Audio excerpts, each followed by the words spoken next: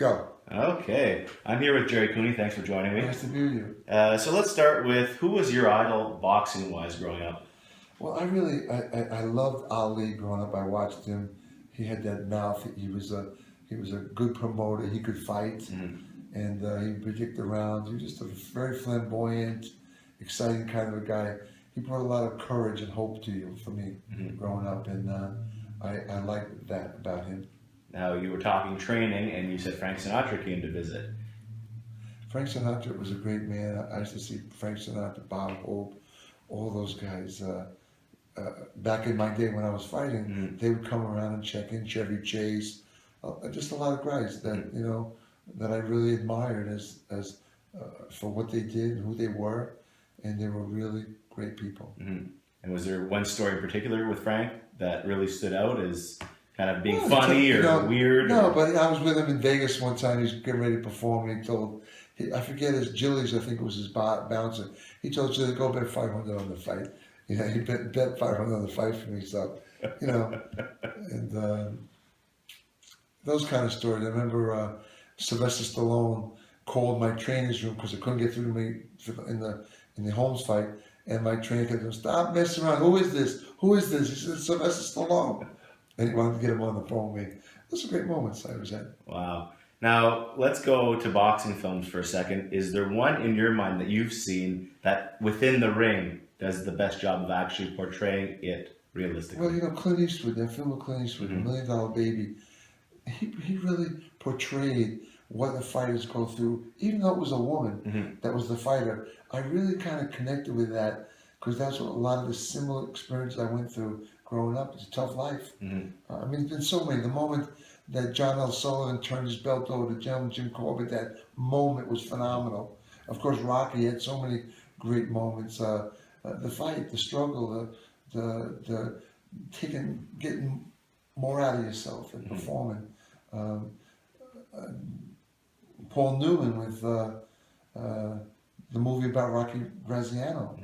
Somebody Up There Loves Me. That was a great film. I mean, there's so many moments. Raging Bull? Raging Bull. So glad you brought that up because he was always a good friend of mine. I loved that guy, and he was unbelievable. The story about him was that he once mugged a guy who was a numbers runner. Thought he killed him. Hid out for days, never wrote about him. And then years later, he wins a championship. The guy walks in the dressing room. He fought with such a rage because he thought he killed the guy. And then wins a championship. The guy walks in the dressing room and said, "My career really ended that night." Wow. Now, let's go to a little bit more of a comedic thing. You're Irish. You got a good comedic timing. Is there one joke that stands out for you as being your favorite? Oh, I hang around with a lot of those guys. Jackie DeJoglin Martin is a great guy. Tracy Morgan is a good friend of mine. So I'm around those guys all the time. Could I bring one off the top of my head? No, I used to be very funny. Had a lot of great jokes, but offhand I can't get with that. Okay. Me? Yeah. My favorite? Guy walks into a bar and he's really pissed off. Really ticked off. So the bartender slides him a drink and says, "It's on the house. What's ailing you?" And the guy says, "All lawyers are assholes." And meanwhile, there's a guy way down at the end on the bar, and his ears perk up when he hears this. And so these guys are still talking down at the other end, and he stands up and he says, "I take offense to that." And the guy says, "Why? Are you a lawyer?" He says, "No, I'm an asshole." You're killing me, but you're killing me. So let's go to your career then. The Norden fight, you dismantled them in 54 seconds. 54 seconds. A pretty impressive time. How did that happen? Take us through that. I was in great shape. Probably that night, I could have beat anybody in the world. I was in such great shape, tuned, fine, rounds, and I was just ripped. And the night of the fight, I always liked when the bell rang that I was going to touch you and let you feel my power to let you know that you're going to come in my house. You're going to get tagged. And I hit him with the right hand to the body on the side of the ropes. And I see him drop a little bit. And I thought, wow, that was interesting. I said, let me try and open up a little bit. Caught him with another shot, spun him into the corner, and I went for it. And I caught him with one of those uppercuts, and it was like a battering ram. It was scary. Next day, all the big papers in New York said 4 punches from death. I believe that. And that was even scary for me now to look at. Hardest puncher you faced? George Foreman. Caught me with a great uppercut. You know, I had a great trainer, Bill Clancy, wanted me to move around for 6, 7 rounds. But when you're a puncher and you catch somebody, you want to go to work, and I did. And unfortunately, hadn't fought a lot in a bunch of years.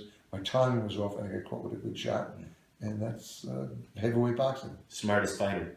Larry Holmes.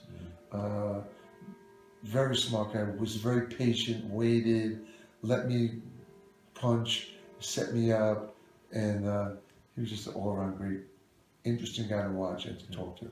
Now, you only lost 3 fights in your professional career. Well, my wife. From a reflective state right now, when you look back, is there one fight that you think if you used your experience now, you could have done things differently and won that fight? Let me tell you something. Yes, obviously all 3 of them, but you know, in my fight with Michael Spinks, I was drinking heavily. The fight was on, the fight was over. It was never going to come to be, and I never believed it was going to happen. And I wasn't in shape. I would eat that guy up on any day of my life, other than I was sick, filled with alcohol, and pretty confused kid. The other fight, Larry Holmes, yeah. If I had 4 or 5 more fights, more experience, to be able to be prepared to counter what he was doing to me, I think I had a shot to win. That could have been a super fight. I don't know why it wasn't Holmes Cooney 2, which we had. Now, we've chatted for a little bit now, and one thing that I picked up over the day is that you're a very happy, funny guy, but there's also regret there. So how do you live with that regret and still be a happy person? You know, I don't have to think about it much. When I'm in the light of those guys, or, you know, that got to that level that I really admire and feel that I had an opportunity to go there, had 1 or 2 things going differently for me, you know, obviously I feel a little beat up about that, but I let it go and realize that, listen, there's a purpose for me. I'm here, I'm living great, I got a great family, I'm traveling all around, meeting great people, and who's got it better than me?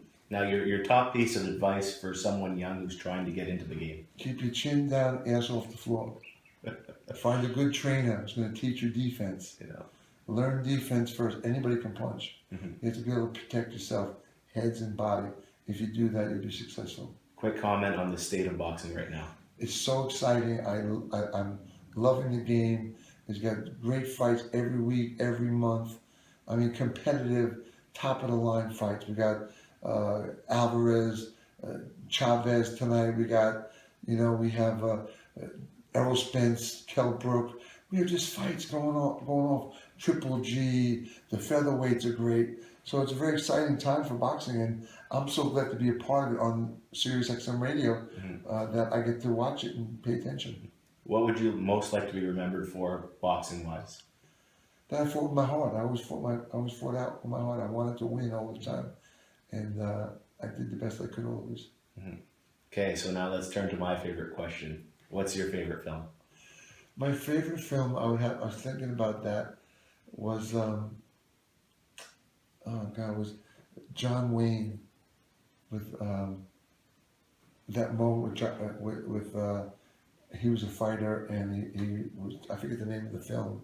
Quiet One? Quiet Man. Or The Quiet Man? Yeah. That was one great film, and you know, those guys back in those days were great. I mean, there was so many of them, really. I mean, Paul Newman was a great actor, playing Graziano. So like I said, I mean, I have so many great moments of all those films that it's hard to put a finger on one of them. The Sting was great with, you know, those are great connections. Paul Newman and Redford. The chemistry between the two of them. I thought, man, at the end of that film, I thought, wow, look at this guy did. And it was just, it was great. Well, I think no one ever could have thought that anything could have outdone Butch Cassidy and the Sundance Kid. And then the Sting comes along, and we're like, those wow. Two guys. Yeah. And a shame that they never worked together again after that. Right.